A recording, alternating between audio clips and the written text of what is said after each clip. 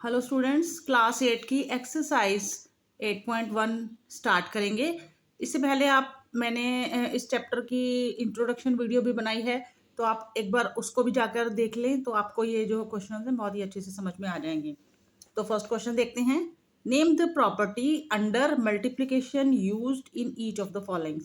इसके 3 पार्ट्स दिए हुए हैं, तो इसमें कौन सी property, name the property, property का नाम हमको बताना है, आइडेंटिटी का नाम हमको बताना है जो इसमें यूज हुई है। सिर्फ हमें आइडेंटिटी का नाम ही बताना है और ज़्यादा इसमें कोई सिंप्लीफाई नहीं करना है।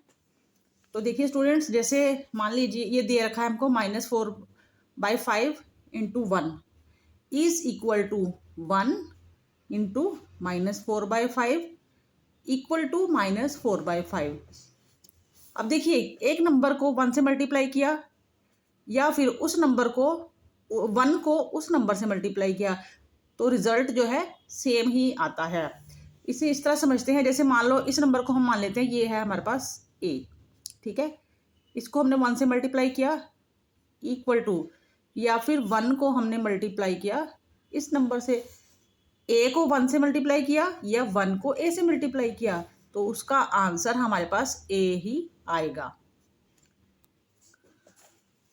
तो यहाँ पर देखिए 1 से मल्टीप्लाई हुआ है ये नंबर दोनों जगह, यहाँ पर a को 1 से मल्टीप्लाई किया है, 1 को a से मल्टीप्लाई किया है। तो 1 से मल्टीप्लाई करते हैं किसी भी नंबर को, तो हमारा आंसर जो है वो नंबर ही आता है। तो ये कौन सी आइडेंटिटी है, इसका हमें नाम लिखना है। यहाँ पर हम लिखेंगे 1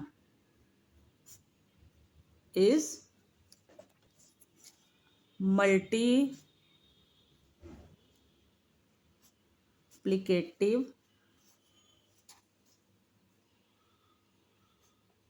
आइडेंटिटी।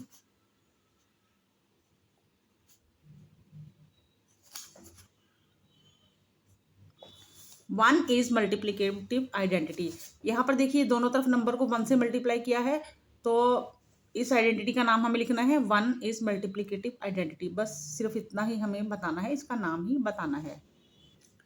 नेक्स्ट पार्ट देखिए, -13/17 मल्टीप्लाई किया है इसको -2/7 इज इक्वल टू, -2/7 को मल्टीप्लाई किया है -13/17।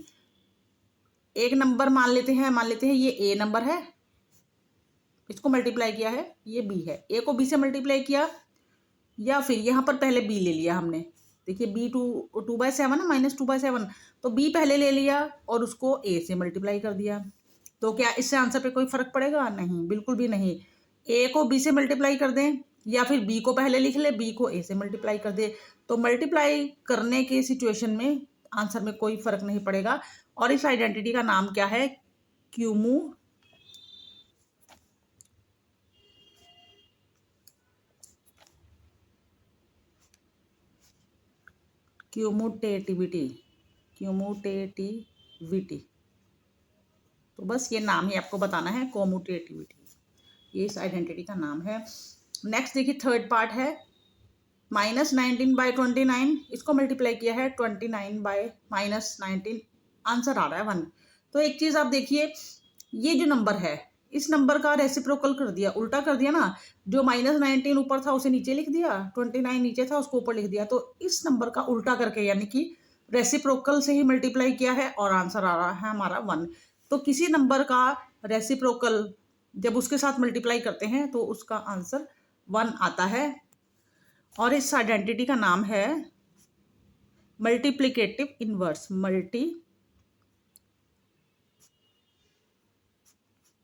मल्टीप्लिकेटिव इनवर्स,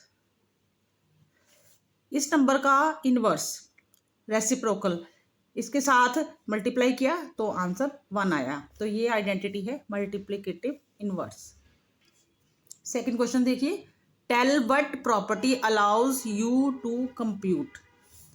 तो ये जो नीचे दिया हुआ है हमको नंबर, इसको कंप्यूट करने में कौन सी प्रॉपर्टी यूज होगी? 1/3 into 6 into 4/3 as 1/3 into 6 into 4/3। तो एक चीज़ आप यहाँ देखिए, यहाँ पर फर्स्ट नंबर को अलग से कर दिया है और जो दूसरा और तीसरा नंबर है उसको ब्रैकेट में कर दिया। यहाँ पर फर्स्ट और सेकंड नंबर को ब्रैकेट में कर दिया और जो तीसरा नंबर है उसको अलग कर दिया। तो इसको इस तरह लिख सकते हैं, ये हमारा ए है और ये बी है और ये सी है, और ये ए और ये दूसरा ये बी। ए और बी को यहाँ ब्रैकेट में कर दिया, सी को अलग कर दिया। तो मल्टीप्लाई के केस में इसमें कोई फर्क नहीं पड़ेगा इसके आंसर में। तो दो नंबर्स को मान लो दो नंबर्स को सेकंड और थर्ड नंबर को मल्टीप्लाई करके फिर जो आंसर आता है उसको हम फर्स्ट नंबर से मल्टीप्लाई कर देते हैं, या फिर फर्स्ट और सेकंड नंबर को मल्टीप्लाई कर दो और जो आता है उसको थर्ड नंबर से मल्टीप्लाई कर देते हैं। तो इस सिचुएशन में आंसर में कोई फर्क नहीं पड़ेगा, यहाँ पर जो आंसर आएगा यहाँ पर भी सेम ही आंसर आएगा। और इस प्रॉपर्टी का नाम है एसोसिएटिविटी।